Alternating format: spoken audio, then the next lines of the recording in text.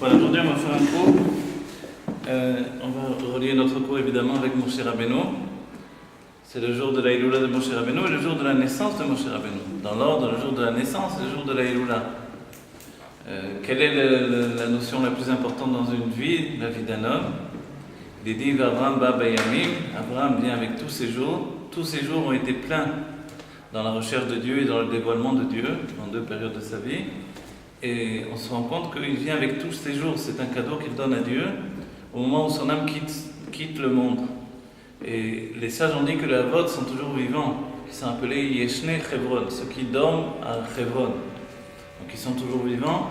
Les sages ont dit également sur Yaakov Avinu qu'il continue à être vivant. Yaakov Avinu l'Omed, malgré qu'il a été embaumé et enterré, il continue à être vivant. Et parce qu'il est vivant, nous sommes vivants également.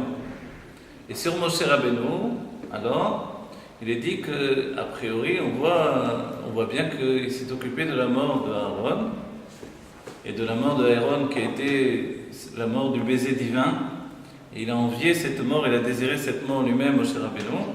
Donc la mort par le biais du baiser divin, c'est a priori une mort tellement agréable qu'on a envie de cette mort-là. L'idée c'est qu'aujourd'hui on veut vivre, on ne veut plus mourir. Pour vivre pour l'éternité, alors il faut s'attacher à quelque chose de plus grand que la mort, et c'est la vie. Comment on peut considérer que la vie est plus grande que la mort? Alors on va allumer des annonces. On va qu'il passe la lumière peut-être. L'interrupteur caché. Pas d'exploitation. Est-ce que je suis en place? Voilà, comme ça je suis en place. Alors, qu'est-ce qui est plus grand que la mort? C'est la vie. À un tel degré que dans la Chassidut on découvrira que sur le Messirut Nefesh, le don de soi, qu'a fait Rabbi Akiva et le Messirut Nefesh d'Abraham Avinu, alors les sages nous disent qu'on préfère le Messirut Nefesh d'Abraham Avinu. Comme ça c'est rapporté dans la Chassidut. Pourquoi? Parce que Abraham Avinu n'a pas cherché toute sa vie à mourir. Tandis que que Rabbi Akiva, qui découle de Jacob, puisqu'il est dit que dans le Ekev de Esav, il y avait la lame de Rabbi Akiva, que quand Jacob a attrapé le talon de Esav, on a dit pourquoi il a attrapé le talon de Esav. De là, il a eu le nom Jacob, parce qu'en hébreu, le talon c'est Ekev, ou Akev. Alors, c'est parce que finalement, il avait vu qu'il y avait l'âme de Rabbi Akiva dans le talon de Esav. Le talon de Esav, c'est, on va dire, déjà le talon du Mashiach. À l'époque des Tanaïm, on abordait déjà la notion de talon du Mashiach. Aujourd'hui, le talon du talon, c'est-à-dire on est vraiment dans la plante des pieds, d'un certain point de vue. On est tout en bas, là où il y a la peau morte et qu'on ne ressent plus rien. La Gemara parle déjà de tout ça. Donc, on voit que le nom même de Yaakov s'attache à celui de Rabbi Akiva. Et sur Yaakov Avinu, il est dit que Yaakov Avinu l'omet. Mais Rabbi Akiva, toute sa vie, il a désiré mourir pour élever son corps au niveau de l'intensité de l'âme. Il a fait un Kiddush Hashem. Il a fait un Kiddush Hashem. C'était le moment le plus élevé de toute sa vie. À 120 ans. Attends, il n'est pas mort à 20 ans. Il est mort à 120 ans. Il a eu 120 ans de vie. Rabbi Akiva, 120 ans, comme Moshe Rabbeinu exactement, au fait de la Iloula aujourd'hui. Donc en fait, Rabbi Akiva, il a désiré ce moment-là toute sa vie, où on a arraché sa peau avec des tenailles de fer, et lui, il était heureux. Aussi fou que ça paraisse. Qu'est-ce qu'il a fait? On lui a arraché la peau avec des tenailles de fer, et c'était les 10 Harugei Malchut, les 10 martyrs du peuple juif. On les rappelle, vous rappelez à Yom Kippur. Et Rabbi Akiva, qui s'est abrité sous les ailes de la Shrina, puisqu'il est en guerre au fils de guerre, alors il remplace la Shrina ici, dans l'assemblée des enfants de Yaakov, qui se sont réunis après avoir vendu Yosef. Il manquait un dixième, puisque Yosef c'était le 10e. Alors ils ont appelé la Shrina pour compléter le minyan et faire le zimoun de leur repas. Vous voyez? Et ce minyan et ce zimoun, alors finalement, c'est l'âme de Yaakov Avinu qui va le permettre, par le biais qu'il est attaché à la Shrina. Et il revient pour faire aussi la réparation de ce moment-là. Donc il va donner son âme à Dieu et toute sa vie il a attendu ce moment. C'est ça Jacob aussi? Non, Rabbi Akiva. Mais tout ça commence avec Jacob quand il a attrapé le Ekev, le talon de Esav. D'accord? Maintenant qu'ils étaient 10, il y a une autre raison, on dit pourquoi ils n'étaient pas 10. J'ai compté Yosef, mais c'est pas le compte. Ils n'étaient pas 10 parce que Réhouven était occupé à servir son père ou à porter pas le deuil, mais en fait, il faisait des taniyot parce qu'il avait bougé le lit de son père. Toute une histoire de famille. Parce qu'il manquait. Parce que Yosef et Binyamin, c'est 12. Non, ouais, je sais. Voilà, c'est parce qu'il manquait Réhouven. Ah, Réhouven. Et c'est Rabbi Akiva, donc il va le remplacer. En même temps que Réhouven, lui, il est représenté par Rabbi Eliezer Agadol. Si vous avez bien compris, là je vois que les choses sont expliquées tellement, mais c'est les 10 Tanaïm qui ont été torturés viennent pour compléter finalement, faire le tikkun, la réparation de ce qui s'est passé au moment de la vente de Yosef. Pourquoi? Parce que lorsque Yosef va se retrouver devant la femme de Potiphar, il va être à 2 doigts de fauter, et on dit que le visage de son père lui est apparu et qu'il n'a pas fauté. Le visage de son père, n'oubliez pas, pour nous, ça veut dire la conscience, c'est l'âme divine. Vous comprenez? Le visage de son père, c'est pas juste... Peut-être pour chacun d'entre nous, le visage il apparaît, c'est pas pour ça qu'on va s'empêcher de fauter. Donc en fait, pour lui, c'est un sursaut, c'est une conscience de ce qu'il est réellement. Yosef est la continuité de Yaakov. Vous voyez, leurs noms sont attachés l'un à l'autre. Yud Akev et Yud Sof. Yud Akev, le Yud de Dieu, la sagesse divine jusqu'au talon. Et Yosef qui continue ce dévoilement jusqu'à Adasof, à la fin. À la fin, c'est notre époque finalement. Yosef est relié aux Juifs de notre époque qui lui est confronté à la fin. Et à la fin, c'est le moment où les Tanaïm avaient dit qu'elle vienne la Géoula, mais pas de mon temps. Parce qu'ils avaient peur, malgré tout ce qu'ils ont supporté à leur époque. Je n'ai pas compris Jacob, le Yud, c'est quoi? Yud Akev. Yud Akev, c'est le nom Jacob. Yud. Et Yosef, c'est Yud Sof. Donc on voit que Yosef vient rajouter à Jacob. Maintenant, tout ça c'est une préparation à la venue de Rabbi Akiva et précédemment à la venue de l'âme de Moshe Rabbeinu. Il est certain que Rabbi Akiva est comme Moshe Rabbeinu à son époque, que Mordechai et Yehudi sera comme Moshe Rabbeinu à son époque, ce que les sages ont défini comme Itpashtuta de Moshe. Le fait que de l'âme de Moshe se répand, Bechol Dara Vedara, dans toutes les générations, elle se répand, et cette âme de Moshe qui se répand dans tous les sages de la génération, et plus spécifiquement dans celui qui porte l'âme de Moshe Rabbeinu. Celui qui est appelé le Nasiador, le prince de la génération, d'après le Rashi. Rosh Bnei Israël, oui, c'est le Rashi qui nous donne cet enseignement-là. Nasiador ou Kechol Ador, dit le Rashi. Le Nasiador, il est comme toute la génération. Nasiador, Kedor. Kechol Ador, comme toute la génération. Nasiador, Kechol Ador. Donc on comprend que le Nasiador, c'est le prince de la génération qui porte en lui toutes les âmes juives. Le premier à porter toutes les âmes juives en lui avant Moshe Rabbeinu, c'était Rabbi Akiva. Avant Rabbi Akiva, c'était uniquement Adam Arishon. Abraham Avinu ne porte pas toutes les âmes en lui, Yitzhak non plus. Il faudra attendre Rabbi Akiva pour avoir déjà ce qui est la structure d'un Nasiador. Non, jusqu'à Rabbi Akiva. Ah non, je me suis trompé aussi. Jusqu'à Yaakov Avinu. Jacob. Dans les Yaakov et qui. Et après Jacob, Après, Moshe. Et après dans la suite, on a fait un bond jusqu'à Rabbi Akiva. Il est évident que c'est Moshe, Yoshua, etc. D'accord? Excusez-moi, je réfléchis en même temps que je parle. Excusez-moi, alors dans l'ordre, c'est quoi? C'est Adam, ensuite Jacob.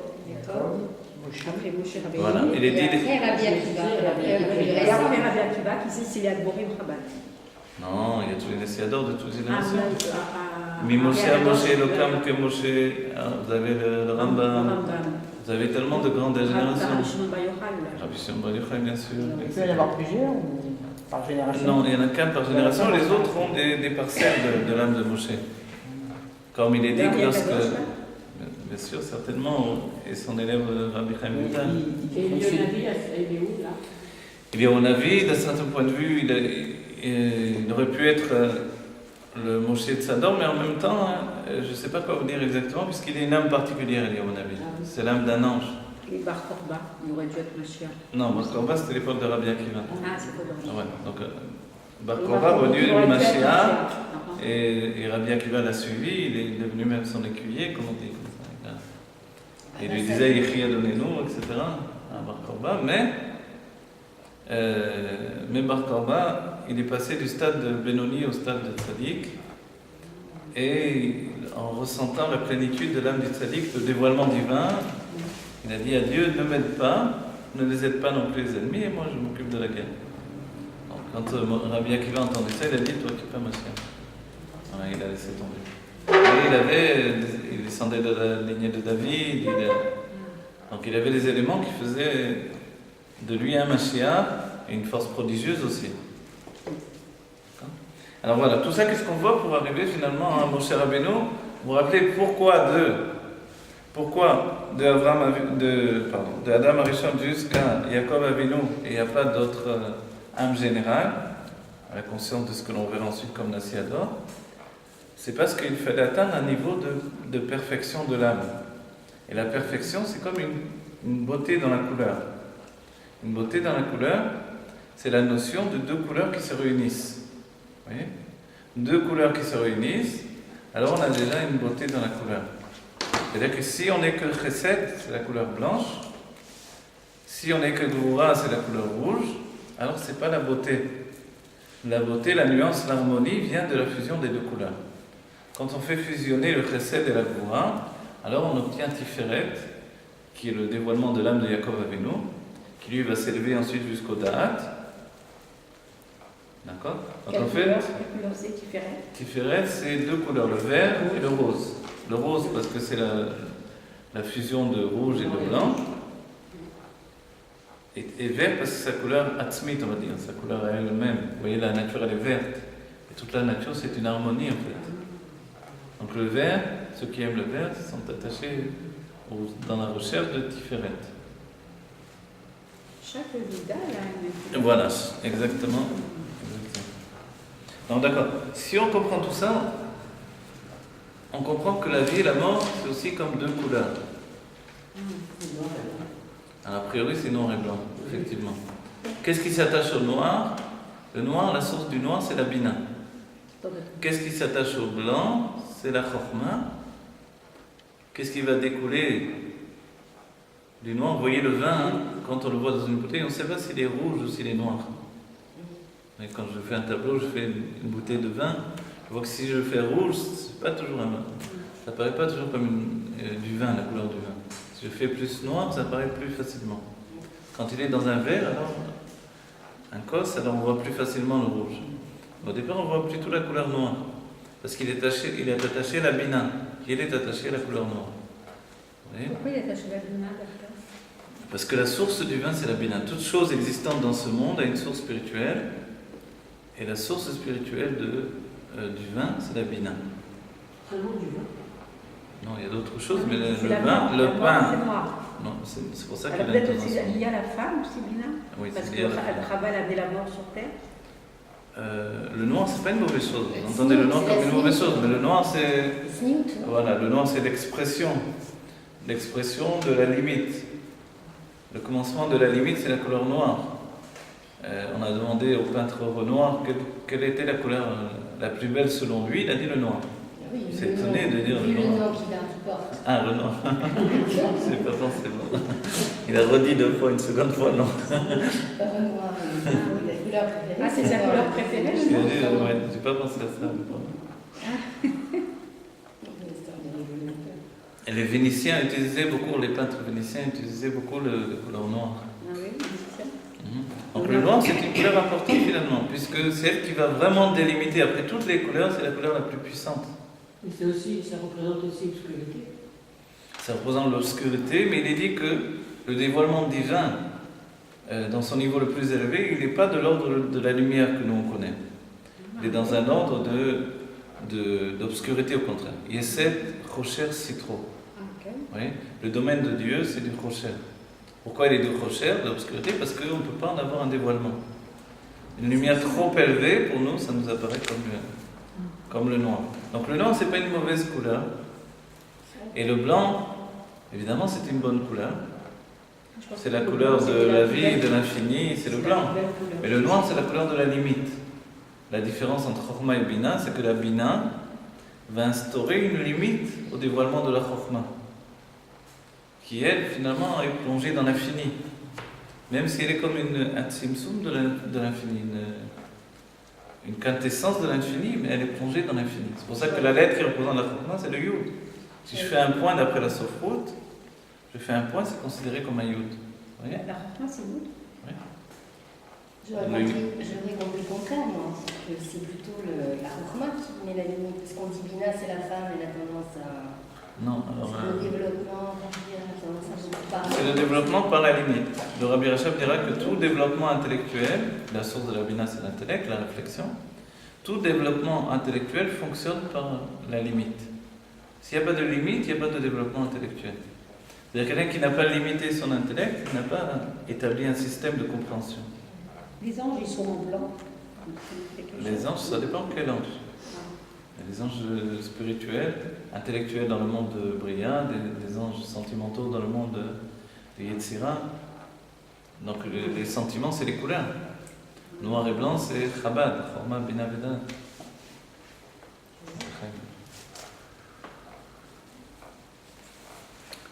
Alors, il y a deux couleurs. Oui. Donc la femme, elle parle beaucoup justement, elle a du mal à s'imiter. Donc elle est Bina pour faire ce travail justement de. Voilà, la force de la Bina, c'est de recevoir de la Chorma ce qui apparaît comme une quintessence de l'infini et de le structurer. Dès qu'on structure, on limite forcément. Elle développe, c'est vrai qu'elle développe, elle semble agrandir la chose, mais elle amenuise l'éclat de lumière divine. C'est sans comparaison en réalité. On dira celui qui a le niveau de masquille, qui s'attache à la Chokhmah, il a du mal à se limiter dans la Bina. Est-ce que ça fait. Elle rapetisse la lumière Elle rapetit la lumière, oui. de la Chokhmah? Non, la Bina. Non, je sais. La lumière de quoi? Ah, la lumière qui la vient de la Chokhmah. Chokhmah. C'est ça. Kulam Bechorma Sita. Tout commence avec la Chokhmah, qui est la Chokhmah par rapport au Keter, qui est le véritable infini. Alors la Chokhmah, effectivement, c'est le début de la limite. Mais quand on compare la Chokhmah et la Bina, donc si on va parler de l'homme et de la femme a cette force de donner une limite. Mais c'est une force de donner une limite. Bien sûr, c'est une force. Oui, parce qu'elle est droite, la femme. Oui, alors elle évoluera dans sa descente. C'est là où le vin devient rouge. Quand le vin devient rouge, c'est qu'il est descendu de la Bina, il est rentré dans la Gvura. Dans Saïd Pashtut en hébreu, on dirait. C'est-à-dire que curieusement, il y a le nombre, le dévoilement, mais il y a un autre niveau qui s'appelle l'intensité. On peut expliquer plus parce qu'il y a moins d'intensité. Quand il y a beaucoup d'intensité, finalement, on n'arrive pas à expliquer autant que quand on va réduire l'intensité. L'intensité, c'est Chokhmah. L'intensité de la lumière, c'est Chokhmah. Maintenant, la Bina, par rapport au sentiment, c'est aussi un niveau d'intensité de lumière. Celui qui est plus élevé est toujours plus intense. Et le nombre, c'est quoi le nombre? Le nombre, Le nombre, c'est dans la Malchut. c'est dans la Malchut. Dans la Malchut qu'apparaîtra le nombre. Ça va? D'accord, je vais très doucement là. Non? Malchut, c'est au-dessus de la Chokhmah. L'autre, on nous a dit Non. tout à l'heure. Malchut, c'est le niveau le C'est plus le plus bas. Le plus Ah, bas. Qui correspond à C'est Keter, c'est Keter au-dessus de la Malchut. Keter, La c'est- Malchut, voilà, en réalité, la Malchut du monde supérieur au-dessus de la Chokhmah, ça c'est juste. Mais la Malchut du monde C'est la supérieur. poussière. Voilà, l'élément de poussière, ouais. L'élément de poussière. Voilà, la Malchut du monde supérieur devient le Keter du monde inférieur. Comment la Bina elle rentre dans la Gvura? Non, la Bina ne rentre pas dans le Gvura, si vous voulez, où elle rentre, mais elle se répand. Et depuis le fait qu'elle se répand, alors elle devient finalement Gvura.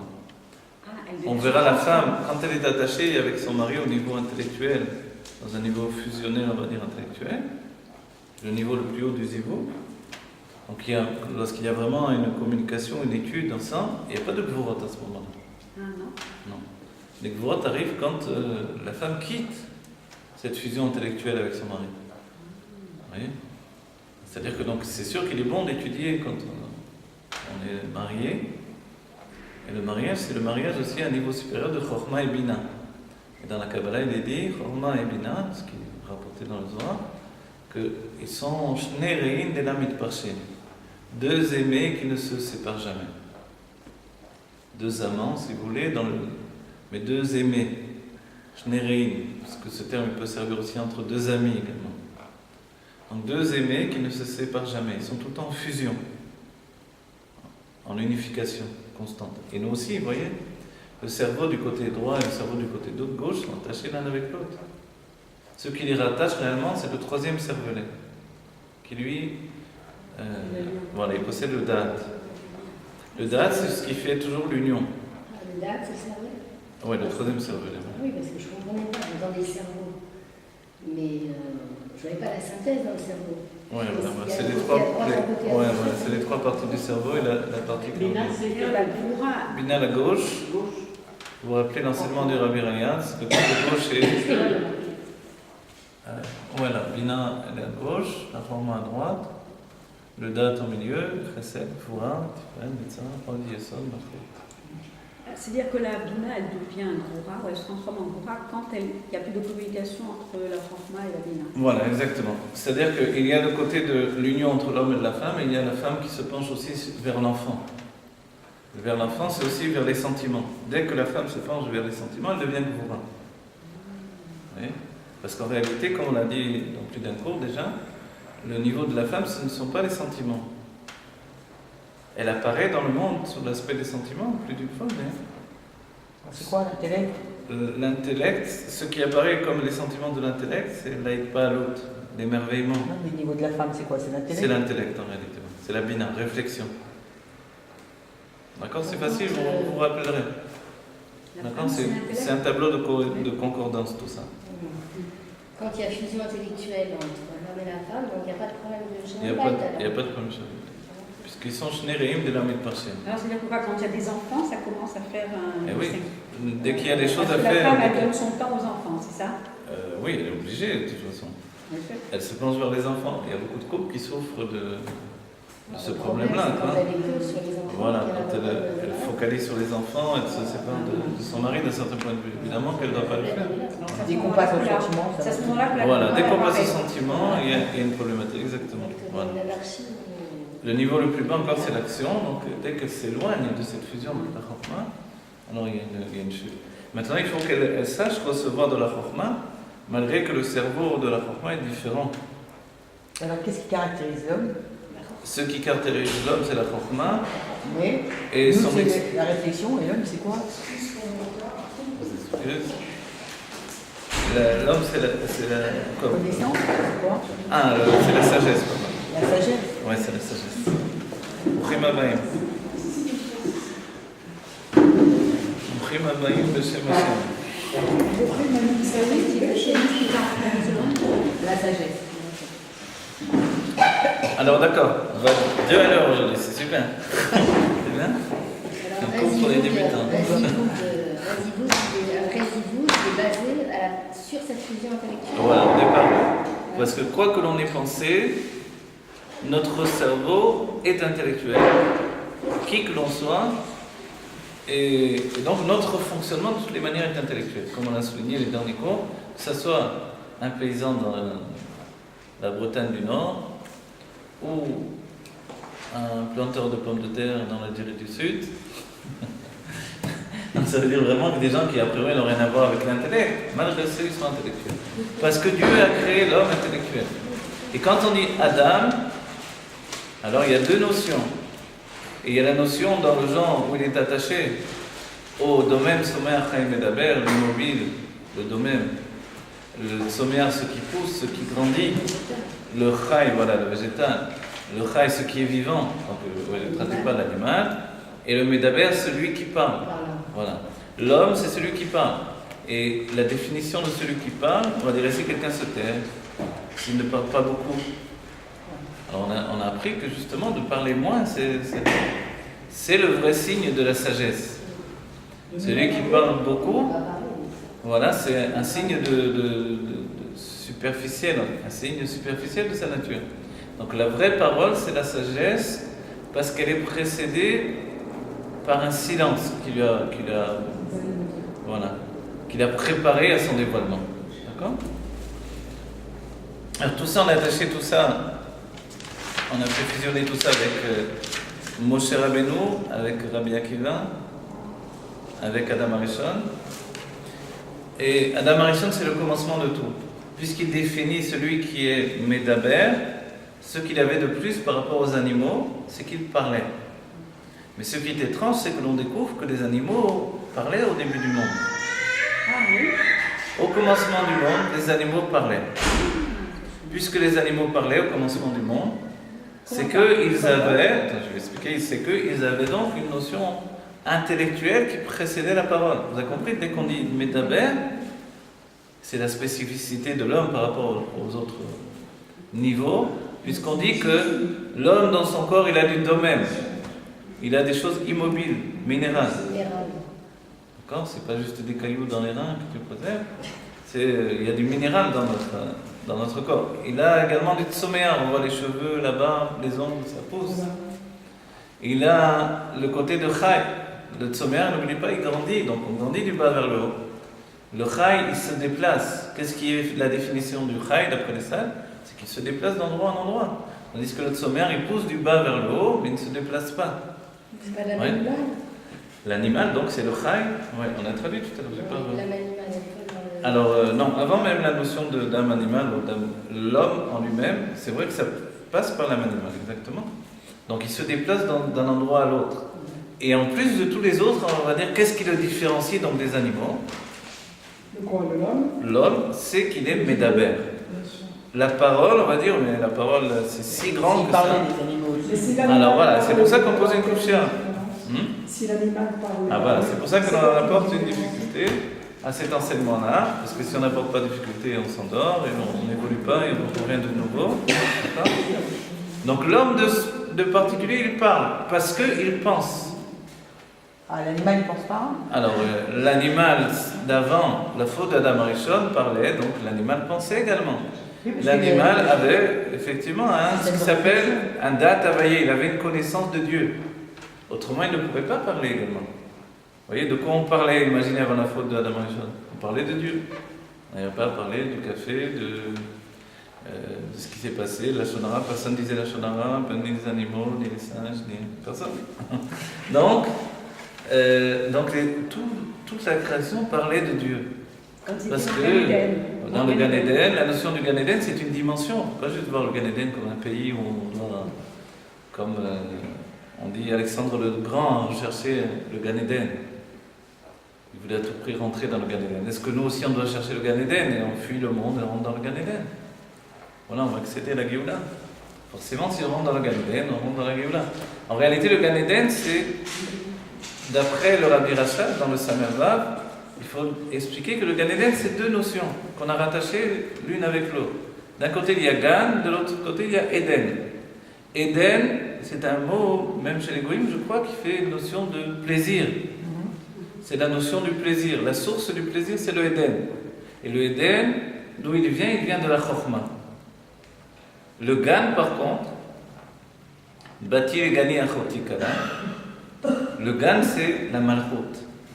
Donc quand on dit Gan Eden, on a réuni le père et la fille. Le père et la fille? Eh oui. Parce qu'avant le cours, je regardais mes filles. Parce que c'est la finalité. La Chokhmah et la parole. Vous voyez, on a toutes les surotes, on a tout. Quand on a parlé de la Chokhmah, qui est le commencement des surotes, le commencement de la personnalité, et qu'on aboutit à la Malchut, qui est l'expression, forcément, on a toute la personnalité tout entière, avec toute la structure, la réflexion qui est la Bina, sans laquelle il n'y aurait pas de parole, évidemment, les sentiments, que je vais mettre dans ma parole et dans mon action, et puis la finalité de la parole. Vous voyez? Aujourd'hui, nous sommes une génération de Malchut, comme la Dor de Moshe Rabbeinu. La Shrina, on l'a appris avec les Baté Legani, puisque nous, on n'a pas été voir ça au départ dans le Midrash, mais le Midrash, La chorma tata, la chorma inférieure qui est la malchoute, c'est la parole. La chorma ilaha, il n'y a pas de parole dans la chorma. On dit que dans la chorma, il y a ce qui s'appelle les otiot ne'elamot. Les lettres sont voilées. Il y a trop d'intensité, l'intensité du regard qui empêche la parole. Vous savez, on le verra dans la chorma, dans la sagesse, dans la sphira de chorma. Donc dans la bina, il y a moins d'intensité. Il y a moins d'intensité, on appelle la chorma la notion de shmiya. Voilà. Effectivement. La notion de... Dans la chorma, il y a la notion de regard, dans la bina, il y a la notion de shmiya, d'entendement. Et la notion du regard, l'intensité du regard même de la chorma, le Rabbi Rayaz va rapporter comme deux amis qui se retrouvent. Le Rabbi Rayaz, dans les Likutei Diborim, il rapporte le fait qu'auparavant, les gens avaient une expression d'amour et de sentiment plus naturelle. Lorsque deux chassidim se retrouvaient, c'était quelque chose de merveilleux dans l'intensité des sentiments qu'ils exprimaient. Et il explique qu'avec le temps, on a perdu cette expression naturelle. On revient peut-être sur le traitement d'enfance. Je reviens à ce que dit. Oui. Qu'est-ce qui différencie l'homme de l'animal? Alors on va revenir, je finis juste l'enseignement des Rabbi Rayaz, pardon, et après je reviens si vous voulez avec ça, parce qu'on est en plein développement, vous avez raison. Dans la bina, il n'y a pas de parole. Vous savez que le Rabbi Rayaz, une fois dans un mamar, il a posé des questions au début, et il n'a pas répondu. Et l'habitude, c'est de répondre quand même aux questions.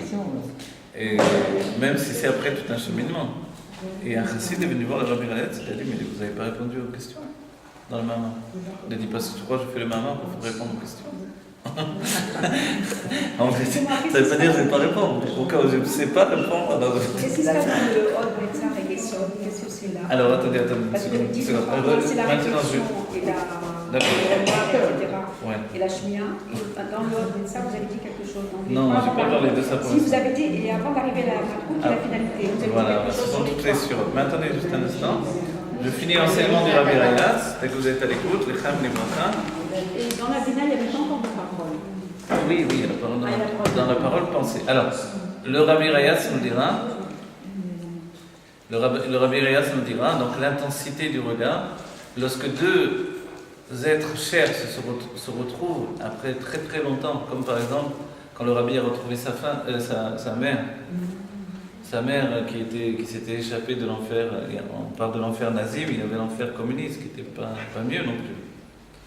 Il faut se rappeler que les nazis ont appris à torturer chez les communistes. Ils sont partis chez les communistes et là-bas ils ont appris les tortures. Donc tout est relié. Et après que l'enfer nazi se soit arrêté, l'enfer communiste continuait et on envoyait encore les gens en Sibérie, on torturait encore.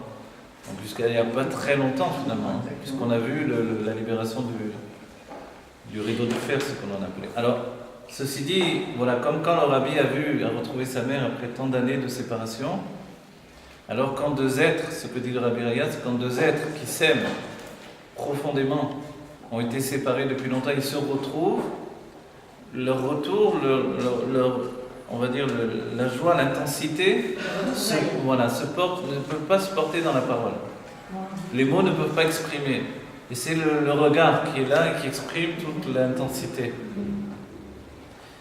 Et ça, c'est donc au-delà même de la parole. Et on voit quand il y a une véritable intensité, quelque chose qui vient de l'ordre des sentiments plus profonds encore, qui nous dépasse totalement, on n'a plus accès à la parole.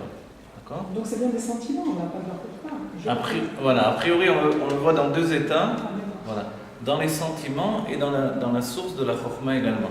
La chorma, elle, c'est parce qu'elle est face à, on va donner un exemple pour comprendre mieux la chorma, vous retrouvez tout à coup face à un paysage qui est époustouflant, et vous n'avez plus de mots pour expliquer la chose. Vous voyez ? Pour la première fois, je ne sais pas, vous voyez un tableau d'un peintre, vous avez entendu parler de ce tableau, vous le voyez pour la première fois. Ça m'est arrivé d'étudier des tableaux en photo, et quand je les ai vus en peinture la première fois, je suis resté époustouflé. Quelquefois par la différence par rapport aux photos, mais parce que les photos ne ressemblent pas toujours au tableau en réalité. Et on reste comme ça, l'intensité du regard est plus forte que l'expression de la parole. On n'a pas de mots pour exprimer. Quand on retrouve la névoie, qui relie tous ces enseignements-là finalement, la prophétie, La prophétie, curieusement, on a l'impression que c'est uniquement la vision. C'est voir des choses, des visions. Chazon, Ovadia, donc on entend bien le terme de vision ici. Rizayon, le fait du chazon, c'est de voir quelque chose. Donc je vois quelque chose et forcément, j'ai pas de mots pour exprimer. Est-ce que dans le chrysaïon, la chose que l'on voit est vraiment réelle? Alors, elle Parce que est... là, j'ai eu un chrysaïon, j'ai lu dans le Bible. Ah oui? De manière vraiment, c'est quelque chose d'incroyable. Et j'ai été réveillée, je ne t'en vais pas. Je le vois. Aujourd'hui? Je vais demander de partir. Demain. C'était trop fort. Oui, Ah. comme j'étais. Oui, le ravi. Oui. Vous avez raconté. Toujours aussi bête, moi, je ne fais jamais l'effort de la. Et aujourd'hui Ah ben là, non, aujourd'hui, notre chrysaïon. Bon, mais la prochaine fois, vous demandez pas. Il était avec des millions de lumières sur lui. C'est impossible de voir, c'est trop fort. C'est trop fort. Alors, les Nevi'im, quand ils voient, Alors c'est réel. c'est réel, seulement d'une autre notion de réel. C'est comme une autre dimension. Une autre dimension, évidemment, dans les films de science-fiction, on dit que c'est vrai. Et dans la réalité, on dit bon, c'est de la science-fiction, mais c'est faux. Dans la science, on aborde les choses maintenant, la science quantique parle d'autres dimensions, etc. La théorie des cordes, etc. L'idée que d'autres dimensions fusionnent avec notre dimension. La Torah n'a pas attendu toutes ces théories, puisque depuis le début, donc on peut dire depuis les premiers livres, depuis même le Sefer Yetzirah, et plus c'est dans le Zohar, on parle énormément de ça, des autres dimensions qui vivent avec nous. Et ces dimensions, forcément, quand un Navi voit une autre dimension, donc il peut être un autre monde, le monde de Yetzirah, par exemple, qui est le monde le plus visité par les Nevi'im, par les prophètes, à ce moment-là, il voit un monde et il est attaché à la vision. Mais est-ce qu'il est capable ensuite de transmettre ce qu'il a vu? C'est ça la question. Vous parlez du Navi. Du Navi, du prophète. Pourquoi ils sont pas capables? Il a pas Parce cette que dimension. la vision n'est pas la parole. Vous voyez? Parce que de la vision, on est dans le Chachma, on passe à la Bina. Donc il faut qu'il ait le date intermédiaire. Et il arrive quelquefois que le Navi voit une vision et au moment même où il voit la vision, il interprète déjà à la troisième personne, comme s'il est en train de l'expliquer déjà aux autres, pour se donner la faculté de la transmettre. Vous savez qu'il y avait des bâtés Sefer, il y avait des écoles, des universités de Névoie. Il fallait apprendre la Névoie, c'est pas comme ça, c'est pas que... La traduction littérale de Névoie, c'est quoi? Névoie, c'est prophétie. Ah, prophétie, voilà. Ça vient de Neviat. Alors, hein? Oui, mais il y a une technique pour accéder à la Névoie. La technique pour accéder à la Névoie, c'est devenir un réceptacle pour recevoir la prophétie. Donc. Mais c'est quoi la prophétie? Alors c'est bien de demander. Regardez, le terme Névoie, il vient de Neviat Sfataim. Neviat, c'est quelque chose qui coule. Alors Neviat Sfataim, on va dire c'est la parole, c'est pas la Névoie elle-même. Parce qu'un Navi doit posséder la faculté de retransmettre par la parole son enseignement.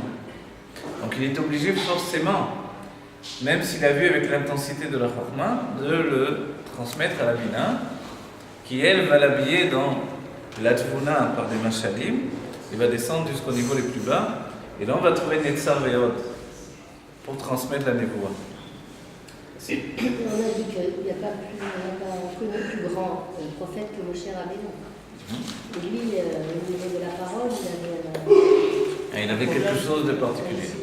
Voilà. Dans ce qui s'appelle Neviat Sfataim, c'est-à-dire le fait que ça coule dans la bouche, la Névoie, curieusement, quand on étudie la Névoie, donc la prophétie, ou le roi Kodesh, dans les écrits du Harizal, on verra que le roi Kodesh, dans les écrits du Harizal, n'est pas forcément la vision, mais plutôt l'entendement. Alors on va dire c'est normal, c'est le roi Kodesh, mais même la Névoie, peut-être dans l'ordre de l'entendement, ou même le niveau le plus bas de la parole. Le plus bas, c'est la Malchot. La parole, c'est la Malchot. À un tel degré où le Navi parle avec sa propre bouche et entend la Névoie. C'est le niveau le plus haut, celui de Moshe Rabbeinu. On va dire que tous les Névis fonctionnent avec ce système. Qu'est-ce que possède Moshe Rabbeinu en plus? Donc c'est rapporté dans Sharwa Kodesh du Harizal. C'est que sa parole est au présent. Il parlait avec Dieu au présent. Qu'est-ce que ça veut dire au présent? Lorsque par exemple on vient de dire tout ce que l'on vient de dire, les paroles que nous venons de dire ne sont pas perdues. Elles sont enregistrées maintenant, elles sont filmées, on va les transmettre sur internet. C'est enregistré ici avec un MP3. Donc on a la conscience qu'on peut enregistrer les paroles. Mais avant même ces outils, on avait une faculté d'enregistrer les paroles autres. Et les paroles ne se perdent jamais. Autour de nous, les paroles sont là. Et viennent des anges qui sont eux-mêmes créés par ces paroles-là. Et ils vont reprendre ces paroles pour communiquer avec nous. Pourquoi ? Parce que les anges n'ont pas de paroles matérielles. Parce qu'ils n'ont pas de corps matériel. Comment il veut communiquer? Alors, l'ange va prendre ces paroles spirituelles et il va reprendre les lettres et les mots de cette voix. D'accord ? Il y a la colle et le dibour. Il y a la voix et la parole. Deux choses différentes. D'accord ? Donc, le dibour lui-même, il est repris avec une voix. Quand on entend, si j'entends ma voix, ma propre voix, forcément, je vais être très étonné. Mais si j'entends la voix de mon père, je vais être moins étonné peut-être. Moi, j'ai entendu au nez la voix de son père. Et son père n'était plus là déjà, vous voyez ? Pourquoi on le récupère? Parce que la voix de son père a été récupérée pour parler avec Moshe. Pourquoi son père, pourquoi pas Hachem? Parce que son père était le Nassiador avant lui. Ah, Et que c'était de cette manière-là une transmission de Messiou, Amram. On parle pas On dit quand même, quand tu étudies le fromage, oui, dans le Rashi.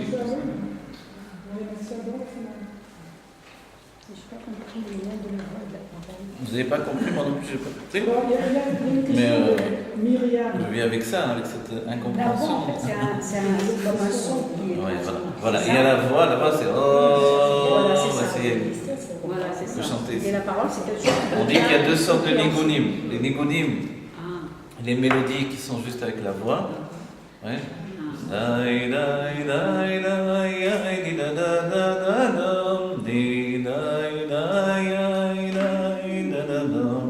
c'est juste la voix. Mais ce nigoun a des paroles aussi.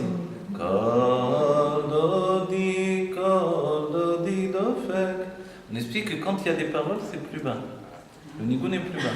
Donc dans sa notion, il est uniquement avec la voix, il est plus élevé que quand il y a la parole. Pourquoi ? Parce que la parole va limiter encore plus. Mais la voix, elle reste au même titre que la parole. La voix, elle reste au même titre que la parole, et c'est la voix et la parole qui sont repris par les anges pour parler au tzaddik.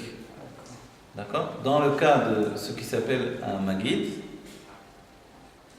qui est donc un enseignant. On devrait tous avoir un enseignant. C'est-à-dire que de la Torah que j'étudie se fait un maguid. Et ce maguid, il devient mon enseignant. Moshe Rabbeinu avait le maguid, malgré qu'il étudiait avec Dieu directement, il avait aussi un maguid. C'est rapporté par le Pirouche du Rava dans le Sefer Yetzirah. C'était l'ange Matat. Le malach Matat, c'était le maguid de Moshe Rabbeinu. Vous voyez ? Donc, Matat.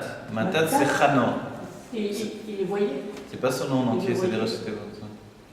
Il le voyait, non, il lui parlait, il l'entendait précisément. Voilà. Il le voyait sans doute en réalité, oui. Il parle de la parole ou bien que des voix? Alors voilà, c'est toute la question que l'on a ici. Alors le Malach Matat, il avait ceci de particulier, c'est qu'il était un homme auparavant. Il était, pardon? Il était un homme auparavant, c'était Chanor qui est devenu l'ange Matat. Ouais. C'est Chanor. Donc forcément, il y avait une parole qui était possible. D'accord ? On dit que Chanor, comme Moshe Rabbeinu, venait du monde de Tohu. De Tohu. Le monde de Tohu, c'est le monde qui a précédé le monde du Tikkun, de la réparation. D'accord ? Donc ce cas de Moshe Rabbeinu de plus que tous les autres Nevi'im, c'est que il a une parole au présent. C'est-à-dire que les anges ou Dieu lui-même utilise la parole du tzaddik pour lui parler, ou la parole d'un proche. Et donc, imaginez, j'entends ma propre parole qui me parle, je me dis la névoie, ça c'est l'entendement de la névoie, il y a la vision de la névoie, et forcément c'est une parole que j'ai dit hier, qui est réutilisée aujourd'hui, c'est-à-dire que les mots ont été réutilisés pour me parler, pour me donner un enseignement nouveau, ou une névoie, une prophétie. Et Moshe Rabbeinu, il parlait lui-même, c'est-à-dire il entend par sa propre bouche les paroles qu'il est en train de dire. D'accord ? Comme nous a dit le rabbi sur certaines responsabilités qu'il a prises, il a dit ce qui me vient dans ma bouche, je le dis. Vous voyez? Donc ce fait de dire ce que l'on a dans la bouche, c'est le propre de la Neviat Sfatayim. C'est le propre de la prophétie ou du roi Kodesh. Donc la prophétie, elle n'est pas que visuelle. Elle n'est pas que visuelle finalement, parce qu'il y a une grande part d'explication. Donc le premier état, il est visuel. Mais elle a interprété quand même. Voilà, c'est l'interprétation de la prophétie pour le Mekabel qui va être la suite de la prophétie. Il y a le vécu de la prophétie et la transmission de la prophétie. C'est pour ça qu'il fallait un Bet Sefer, où on apprenait à devenir un réceptacle pour la prophétie, donc une université des prophètes, qui n'existe plus. Certains Mekoubalim, je me rappelle, avaient envie de la renouveler en fait. Ça veut dire quoi, qu'il n'y a plus de prophétie? Non, j'ai pas dit ça parce que le rabbi nous a enseigné que la prophétie, les sages pensaient qu'il n'y avait plus de prophétie depuis la destruction du temple, à part dans les fous et dans les enfants. Ouais. Et finalement, le rabbi nous a enseigné que le Baal Shem Tov était un prophète, que le Rambam lui-même était un prophète, que la Névoie n'a jamais quitté le peuple juif, mais que si le peuple avait été méritant, alors le Navi serait dévoilé. Pourquoi chez les fous? Chez les fous, parce que c'est l'expression de l'inconscient. Ils ne peuvent pas interpréter. Je crois que la Gemara nous dit que la prophétie, elle était jusqu'à Rashba. Ah non, est-ce que vous rapportez... Non, ça c'est sur le roi Kodesh. Oui, c'est-à-dire que le roi Kodesh. Le roi Kodesh dans l'écriture des textes. Voilà. Ouais. Dit que c'est... Le char et le taz. Voilà, le char et ça, le taz dans l'écriture des textes, voilà, le roi Kodesh. voilà. Ça ne veut pas dire que ça a disparu. On verra que le non, père... le roi Kodesh Mamash, que ça venait de Dieu, c'était... Non, des écrits par le roi Kodesh, voilà, d'Alacha. Comment on différencie une prophétie et par exemple, tu disais madame, en fait une vision d'une autre dimension? D'accord. Alors, une prophétie, elle a pour but d'être transmise, justement. Une prophétie, c'est un message divin qui a pour but d'être transmis. Qui a pour but d'être transmis ensuite. Vous savez d'où viennent les prophéties? De ce qui s'appelle Dadé Behema. Dadé Behema, vous savez, Dadé, ça veut dire la poitrine. Les mamelles, en vérité, en français, on dira. Les mamelles animales, donc, vous savez, pour l'animal, on ne dit pas la poitrine, on dit les mamelles. Le Dadé Behema, c'est Netsar Ve'od. Dadé Adam, c'est Chesed Gvura. Vous comprenez ce que je dis? Non. Dadé Adam, C'est-à-dire d'où provient la névoie. La névoie, c'est Nevia. Donc c'est un flux d'influence divine qui se répand, d'accord? Elle se répand comme ça, elle vient d'en haut forcément, elle vient du monde de Hatzilut, mais elle s'habille dans le monde de Bria. Chez Moshe Rabbeinu, c'était dans le monde de Bria. Chez d'autres Nevi'im, c'était dans le monde de Yetzira, d'autres même dans le monde de Asiya spirituel. Vous voyez? Donc elle vient, mais elle vient se dévoiler dans quelle sphirote? Les bras, vous voyez, les bras correspondent à Chesed ou Gvura. Notre corps est fait à l'image des sphirotes également. Et au niveau des bras, il y a la poitrine également. D'accord? La poitrine, c'est aussi dans la continuité de Chesed ou Gvura. Ou les bras sont la continuité. D'accord? Et la poitrine, c'est avec ça que la femme va donner le lait à son enfant. Et le lait, c'est du sang qui se transforme en lait. Donc de la Gvura qui devient du Chesed. Vous voyez? Donc ce niveau de Chesed et Gvura, c'est justement les sentiments. Le lait, c'est blanc. Voilà. Mais on explique que, par exemple, lorsque je veux transmettre, c'est le rabbi qui explique dans un Mahama, un enseignement intellectuel très élevé à un élève, là je vous donne beaucoup de notions, alors je vais doucement, donc je ne peux pas lui transmettre tel quel, il ne comprend rien. Vous voyez, dans un premier temps, je vous dis Dadé Behema, qu'est-ce qu'il raconte, quel rapport, on ne comprend rien. Donc il faut adapter la parole, la traduire, l'expliquer, l'expliciter. Et si on ne comprend pas, il faut vraiment trouver le langage adéquat. Cette faculté-là, elle passe par plusieurs psychologues. Au-dedans de nous, sans qu'on s'en aperçoive. De la Bina, on est passé à la Tvuna. Et de la Tvuna, finalement, on va réduire les choses au maximum. La Bina, quoi? Tvuna, c'est... C'est la Bina. c'est les sentiments de la Bina. Ah, d'accord. Rappelez, on en a parlé. La compréhension. L'émerveillement de la Bina s'appelle la Tvuna, et c'est cet émerveillement qui s'appelle la Tavnit. Regardez-moi le mot Tavnit. Ok. Donc ceux qui ont construit le Beth Amikdash sont attachés à la Tvuna, parce que c'est justement représenter. La Bina au-delà de la représentation, c'est l'explication elle-même. Mais l'explication, elle n'est pas le machal. Le machal, l'exemple qui va représenter la chose, c'est la Tvuna. Quand on reste dans l'exemple, on reste coincé quand même. Le Baal Shem Tov, dans le Gan Eden, a reproché au Arizal d'avoir donné une Torah de machal. Une Torah qui est un exemple. Elle était encore attachée au niveau corporel. Les yeux, la bouche, les dents, vous voyez. Il dit, pourquoi tu as donné une Torah comme ça? Et le Arizal lui a dit, j'ai pas eu le temps. J'aurais eu encore 1-2 mois, j'aurais pu le transmettre, le Nimshal, le sujet lui-même. Le Nimshal, c'est la Bina, le Mashal, c'est la Tvuna. Et si on reste enfermé dans le Mashal, on reste enfermé dans la Tvuna. C'est pour ça qu'il faut faire Tchouva, revenir à la Bina. Ça va, vous comprenez? C'est l'émerveillement de quoi? L'émerveillement intellectuel, la Tvuna. Donc c'est déjà les sentiments de la Bina. Parce que le Rabbi Racha, par exemple, ou tous les rabbis me l'expliqueront, pour comprendre une chose véritablement, il faut la comprendre froidement. Et donc, la faculté de comprendre avec un esprit froid, c'est-à-dire qui est déconnecté des sentiments. Les mêmes déconnectés de l'émerveillement. Et l'émerveillement viendra ensuite. Dans un premier temps, j'étudie, je veux comprendre froidement la chose. Oui. Comme un homme de halakha, par exemple. que la Bina. La Bina, bien sûr, c'est déjà la Bina qui c'est le Chabad de la Bina, vous voyez. Et la Tvuna, c'est Chagat, mais. C'est-à-dire, c'est plus dans le matériel. Voilà, dans le. C'est Pas le matériel, plus non. limité. Voilà, on ne parle pas de matériel, mais c'est des sentiments. C'est-à-dire C'est déjà des sentiments. qu'il y a le sentiment. Voilà. Donc en fait, comprenez bien, je veux comprendre quelque chose, il faut que j'ai un esprit froid. Dès que je fais rentrer mes sentiments, je suis plus objectif. Il y a des gens qui étudient en intégrant les sentiments dans l'étude constamment. Donc finalement, ils n'étudient pas vraiment. Ils croient qu'ils étudient des choses nouvelles. Ils reviennent toujours aux mêmes choses, aux mêmes conclusions, aux mêmes sentiments. Et ils peuvent faire des cours et des cours et des cours et faire toujours la même morale aux gens. Vous voyez, il y a juste des notions différentes d'enseignement. Mais la finalité, c'est la morale derrière les choses qui les intéressent.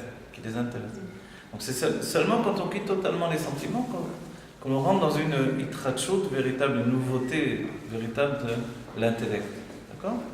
Mais à partir du moment où il y a un intellect, où il y a une analyse, il y a des sentiments. Non. Justement, la véritable analyse, elle doit être sans parti pris personnel. Tous les rébim sont... On s'annule. On s'annule, c'est dans la Chokma, mais on ne s'annule pas. Si vous voulez vraiment comprendre, vous avez beaucoup de... Ne vous intégrez pas de vos sentiments là-dedans. On confond assez souvent le système de la Bina et le système des sentiments. Vous voyez? La Bina, c'est un binyan, une construction. Cette construction intellectuelle, elle est la source des sentiments, elle va enfanter même les sentiments. Mais elle n'est pas encore les sentiments. Elle n'est pas encore les sentiments eux-mêmes. Ça va? Vous comprenez tout ça? Il faut qu'on découvre le lien de tout ça en vérité. Et puisqu'on a posé la question, pourquoi les animaux parlent? Pourquoi? Les animaux ont parlé, là je fais des tableaux, je montre des animaux qui parlent. C'est pas mis le son, bien sûr, sur les tableaux. Parler avec Adam Arishon. Il parlait avec Adam Arishon. Donc c'était le même langage. Quand le serpent est venu parler avec Chava, elle n'a pas dit tiens, un serpent qui parle. Non, elle a répondu, elle a parlé avec lui. Quelle langue il parlait? Vous parlez du passage.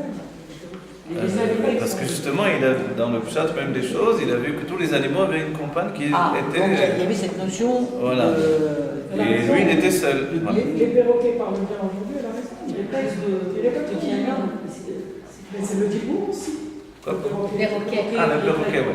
C'est le Tzipor Amedaberet de la Chassidut dont on parle. Ouais. Effectivement. Et les dessins animés pour Mais c'est quelle parler langue? des animaux. Voilà, de plus en plus, on se prépare à la Géoula. Quelle langue il parlait? Effectivement, dans la Géoula, quand les animaux vont parler, les enfants ne seront pas étonnés. En vérité, c'est le schéma des animaux qui a inspiré le schéma de l'humain. Puisqu'ils avaient déjà eu une compagne, entre guillemets. Ah, de ce point de vue-là, si vous voulez, oui, dans le chat des choses, oui. Mais en réalité, dans la construction divine, c'était plus complexe que ça. Parce qu'il est passé d'un niveau à un autre niveau. Ari Ranpin, il y a Atik Yomin, Ari Ranpin, Abba Veima. Atik Yomin et Ari Ranpin, c'est le Keter, dans ces deux parties. Atik Yomin, Ari Ranpin. Il faudrait une bonne fois, vous étudiez tout ça, vous le retenez toujours. Il y a le Keter. Le Keter est construit entre intériorité et extériorité. D'accord? Intériorité du Keter, c'est Atik Yomin. Atik Yomin. Atik Yomin. Atik Yomin. En traduction, ça donne l'ancien des jours, ce qui veut absolument rien dire, évidemment, mais Atik, c'est ancien. Ou Menutak, séparé. Ou Ataka, reproduction. Le NBet explique tout ça. C'est une reproduction de ce qui précède le Tzimtzum, au sein même du Tzimtzum, et c'est quelque chose qui a toujours été là. Atik, ancien, vous voyez? Donc dans Atik Yomin, la Géoula viendra d'Atik Yomin. La Pnimiut Torah, la Chassidut vient de Atik Yomin, pas la Pnimiut Torah, mais la Chassidut. D'accord? Donc cette notion de Atik Yomin, c'est de là dont on va recevoir le vent de la libération qui va nous libérer. D'accord? Alors voilà, maintenant on a dans Atik Yomin, après on arrive à Ari Ranpin. D'accord? Atik Yomin, c'est l'unicité absolue. L'Etz Mola Be'atika. Il n'y a pas de gauche dans Atik. A priori, Adam Harishon, est-ce qu'il était fait à l'image de Atik Yomin? Donc, est-ce qu'il était fait à l'image du Keter? S'il était fait à l'image du Keter, il n'aurait été qu'un seul côté, le côté droit. Il ne serait pas apparu en lui le côté gauche. C'est-à-dire que masculin uniquement. Or, les sages nous disent qu'il portait en lui le féminin. Le texte même le dit. Zachar ou Nekeva, Dieu l'a créé, masculin et féminin. D'accord? Ça, c'est Adam. Adam, il est Zachar ou Nekeva. Donc en fait, il n'est pas l'image de Atik Yomin, qui est seulement le côté droit, il est au niveau de Ari Ranpin, qui est la volonté, qui est porteur de côté droit et côté gauche. Même dans une même structure. Il n'y a pas deux partsouphim, il n'y a pas deux structures, il n'y a qu'une seule structure qui contient le côté droit et le côté gauche en même temps. C'est la volonté de quoi? La volonté de Dieu. La volonté divine faite homme. La volonté, c'est qu'il y ait un homme. Donc cet homme-là était à l'image de la volonté divine. Ensuite, il a demandé à être comme les autres animaux, Zachar ou Nekeva, dans deux partsouphim, dans deux structures distinctes, séparées. Donc c'était ça la différence entre lui et les animaux. Voilà. C'est que lui, il était dans une fusion de Zachar ou Nekeva. Même les Grecs rapportent, puisque Platon rapporte cet exemple-là. Platon avait étudié avec Irmiyahu. Et Platon rapporte l'exemple qu'auparavant il y avait un homme qui était un mélange des êtres étaient un mélange de masculin et féminin. Ils avaient tous les organes masculins et féminins. Et puis après, les pouvoirs d'en haut les ont affaiblis et ils ont coupé en deux pour les affaiblir. Donc évidemment, ça vient de l'enseignement de la Torah. Mais profondément, donc, on comprend bien que dès le moment où il a demandé d'être deux partsouphim, il descend, c'est déjà un exil, c'est déjà une chute, c'est terrible. Qui a demandé. C'est Adam Harishon qui a voulu accéder à ça. Le Rashi nous dit, il a vu les animaux, il a vu cette structure de deux structures qui s'unissent. Et lui, il était porteur de deux entités en lui, masculin et féminin. Oui. Donc en fait, dès qu'il a demandé, dès qu'il a accédé à ça, Dieu a fait ce qu'il appelle la dormita, l'endormissement, la première opération chirurgicale, on peut dire. Donc avec, on voit, il endormait déjà Dieu. Et puis il a été endormi, et à ce moment-là, voilà, Dieu a séparé Adam en deux. C'est tout est Dieu, Adam, c'est Dieu dans Adam, quoi, c'est ça? Ouais, c'est ça, tout était dans la conscience, et lui était fondu dans la conscience de Dieu. On voit qu'il tend vers la pluralité, vers la dualité en réalité. Cette dualité va aller loin, puisque ça va pas. S'il a les deux en lui, c'est pas parce qu'il est séparé qu'il y a une dualité. S'il avait déjà les deux en lui, la dualité, elle est là. Alors, ce que vous dites, ça souligne ce qui va apparaître à partir des sentiments du monde de Hatzilut. D'abord, il va devenir Chokhmah et Bina. Chokhmah et Bina, ce sont, comme on l'a dit, donc vous vous rappelez ce qu'on a dit? Atik Yomin, la tête du Keter, elle est une seule entité qui possède un seul côté. L'Etsmola vertical, il n'y a pas de gauche. D'antique, cette mouche était rentrée un jour, elle ne veut plus sortir. Et Ariranpin, ces deux côtés, droite et gauche, mais dans une même structure. Donc c'était ça Adam Rishon, Oui. à l'image de la volonté, le niveau de Chaya dans l'âme. Et après, dès le moment où il désire accéder à être deux personnalités séparées, alors il devient Chokhmah et Bina. Donc, Chokhmah, le côté droit du cerveau, le côté gauche du cerveau chez nous, physiquement. Donc la Chokhmah et la Bina du monde de Hatzilut, ou plus précisément du monde de Bria avec Adam Rishon, ça devient Adam et Chava. D'accord? La première Chava s'appelait Chaya, elle était en lui. Ou elle n'existait pas, elle était comme une conscience qui tournait autour de lui. Chaya était en lui. Elle était en lui dans ce point de vue, puisqu'on a dit que c'était un seul partsouf, une seule structure. Donc on comprend bien, si on comprend bien, malgré ce que vous dites qui est très intéressant pour la finalité. Donc c'était deux partsofim. Non, Non, c'était un seul partsouf. C'était Zahar et derrière c'était Nekeva. non, c'est pas deux partsoufim, c'est un seul partsouf. C'est un seul corps. Un seul corps, mais devant il ressemblait à un homme et derrière. Ça c'est une grande marloquette, comment c'était exactement la répartition. Comment elle se faisait la répartition. C'était pas deux partsoufim. Et c'est parce qu'à ce moment-là il n'a pas Deux placé comme partsoufim, ça c'est que- deux êtres séparés. Non, d'accord. Un seul partsouf, c'est un être à Mais deux. seulement on pouvait faire la différence. Et Dieu il pouvait faire qu'il pouvait avoir la femme devant lui s'il avait voulu, mais il n'a pas voulu. Non, non, mais là je vous dis, tout ça c'est une chita, vous allez d'après un avis qui dit qu'ils étaient comme ça. Mais d'autres avis disent que c'était pas exactement comme ça la répartition de l'homme et de la femme dans Adam Rishon. Quoi qu'il en soit, dès le moment où il s'est séparé, il est devenu effectivement ces deux partsofim. Mais c'est en vérité la séparation physique au niveau de l'esprit, tout est là. Quoi. Alors vous allez voir, on va mieux comprendre pourquoi finalement Adam Rishon a accédé dès ce moment-là à la possibilité de fauter et de sortir du Gan Eden. Dès le moment où il y a deux partsofim, alors il y a l'autre et moi. Et qu'est-ce que ça entraîne? Ça entraîne, l'autre. il y a l'autre et moi. Moi. Moi ou l'autre, si vous voulez. Mais l'autre, c'est moi. Non, l'autre ici, ce n'est plus moi. L'autre, c'est moi, il vivait avec ça. Ah, c'est toi qui l'as donné une autonomie. Il voulait que l'autre soit l'autre, justement. Ah, c'est pas pareil. Sinon, il avait déjà cet autre en lui.